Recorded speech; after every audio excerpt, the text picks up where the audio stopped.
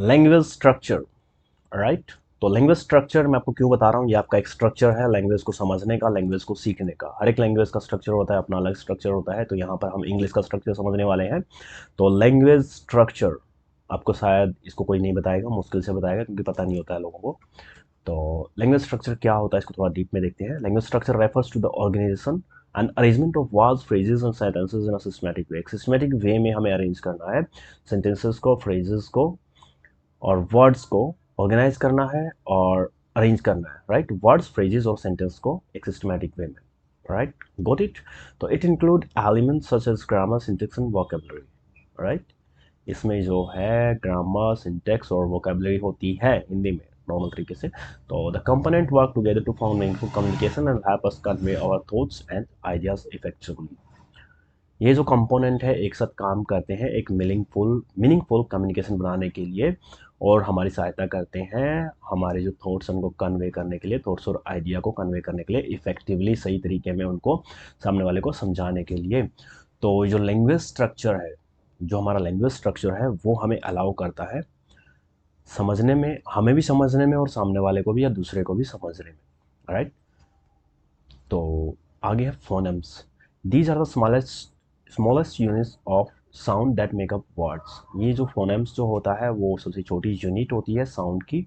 तो जो जिस तरीके से हम साउंड करते हैं, A for apple, B for ball, C for cat, तो आपको स्कूल में सिखाया होगा, वही उनको हम फोनेम्स बोलते हैं। The way of pronouncing any word or any kind of sentence, right?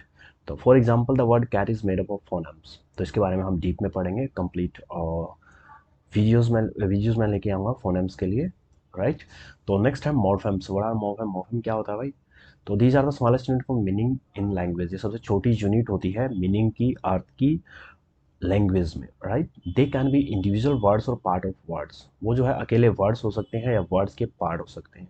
For example the word unhappiness, जो वर्ड है अनहैप्पीनेस वो बना है मोर्फेम से अनहैप्पी और नेस, जैसा आप स्क्रीन पे ऊपर देख रहे होंगे, यहाँ पे देख रहे होंगे। तो अनहैप्पी और नेस से बना हुआ है। राइट। तो वर्ड्स क्या होते हैं? Words are units of language that have meaning. Words जो है यूनिट है लैंग्वेज की, जिसका मतलब होता है, कोई ना कोई मतलब होता है, कोई ना कोई अर्थ होता है, कोई ना कोई मीनिंग होता है। दे कैन बी नाउन, ये हो सकते हैं नाउन, वर्ब, एडजेक्टिव और more. For example dog, run and blue are all words. कुत्ता, दौड़ना, नीला, ये सभी जो है वर्ड्स हैं। राइट। तो इनको हम डिवाइड करते हैं नाउन्स, वर्ब्स और एडजेक्टिव्स में। तो इसके लिए मैंने पहले क्लासेस भी डाल रखी हैं और आगे भी हम प्रैक्टिस के साथ लेकर आएंगे। राइट। तो सेंटेंस क्या होते हैं? Sentence are made up of words and express complete thought. जो सेंटेंस है वो बने होते हैं वर्ड से और एक्सप्रेस करते हैं पूरी थॉट को। Right. They typically have a subject. उनका जो है एक सब्जेक्ट होता है, हु और what the sentence is about. Who और व्हाट द सेंटेंसेस अबाउट, शायद समझ ही होंगे, इतना ज़्यादा एक्सप्लेन करने की ज़रूरत नहीं रहेगी। And predicate. Right. So next है grammar. Grammar rules determine how words and sentences are organized and used in language. Right? तो ग्रामर के जो रूल्स हैं वो डिटरमाइन करते हैं वर्ड्स और सेंटेंस को ऑर्गेनाइज करना है और कैसे उन्हें लैंग्वेज में यूज़ करना है। हर कोई बोलता है आज के टाइम पे, मोस्ट ऑलमोस्ट पीपल बोलने लगे हैं कि ग्रामर का यूज़ नहीं करना है, ग्रामर रूल्स का यूज़ नहीं करना है। बट उनका मतलब ये नहीं है कि वो कहीं ना कहीं आपको ग्रामर सिखाएंगे एक शॉर्ट तरीके में, जैसे मैं भी सिखा रहा हूँ। मेरे वीडियोस देखिए, उसमें मैं आपको जो पुराने तरीके से जो ग्रामर सिखाई जा रही थी, वर्ब की first form, ING, do, first form, subject, object, वो उस तरीके से आप इंग्लिश नहीं बोल सकते हैं। और ये कहीं ना कहीं तक सच भी है कि आप इंग्लिश नहीं बोल पाओगे ग्रामर रूल्स को समझ करके। राइट। क्योंकि 10th 12th लेवल तक तो आपने ऑलमोस्ट आज के टाइम पे हर स्कूल में पढ़ाया जा रहा है कि ग्रामर रूल्स के बारे में, वो आपको आते हैं, रूल्स आपको आते हैं। तो आप बोल क्यों नहीं पाते हैं? आपको उनको उन रूल्स को एकदम से यूज़ करने का तरीका नहीं पता, कैसे उनको यूज़ करना है। तो इस भूल में ना रहे कि कोई भी आपको बिना ग्रामर के रूल्स समझाए या आप बिना पढ़े सीधा अंग्रेजी बोलना सीख सकते हो, इंग्लिश स्पीकिंग सीख सकते हो। तो this includes rules for word order, verb conjugation and sentence structure. Right.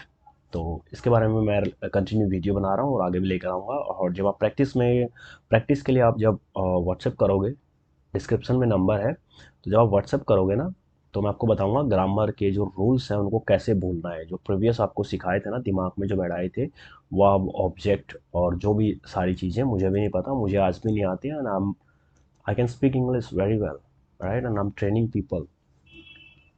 So syntax क्या होता है? Syntax refer to the arrangement of words and phrases to create well form sentence. Syntax जो होता है वो रेफर करता है अरेंजमेंट को, वर्ड्स और फ्रेजेस के एक वेल फॉर्म सेंटेंस क्रिएट करने में। सिंटेक्स को समझते हैं, थोड़ा सा आप ध्यान से देखिए।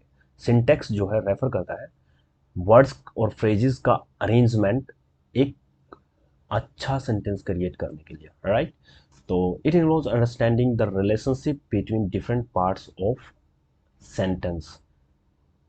इट इन्वॉल्व्स अंडरस्टैंडिंग, मतलब कि ये इन्वॉल्व है अंडरस्टैंडिंग, समझने में, relationship between different part of sentence, मतलब जो डिफरेंट पार्ट है सेंटेंस के, उनके बीच में रिलेशनशिप को समझने के लिए सिंटेक्स इन्वॉल्व है, राइट। तो जब हम डिफरेंट पार्ट को समझते हैं सेंटेंस के, तो क्या ज़रूरी है, सॉरी, सेंटेंस के डिफरेंट पार्ट्स को जब हम समझते हैं तो उसमें सेंटेंस जरूरी है, राइट। तो और भी पेड कोर्सेज के लिए, प्रीमियम कोर्सेज के लिए आप जो है iivest.com पर विजिट कर सकते हैं। और हाँ, डिस्क्रिप्शन में जो है नंबर दिया हुआ है, प्रैक्टिस के लिए व्हाट्सएप करो।